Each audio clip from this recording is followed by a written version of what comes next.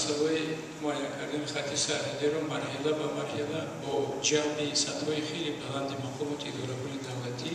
баррасӣ карда омада истоданд. Марҳилаи имрӯза ки мушкилоти муайяни он бо сабаби ба сохтмони роҳ шурӯъ кардани тарафи Қирғизистон вобастагӣ зич дорад,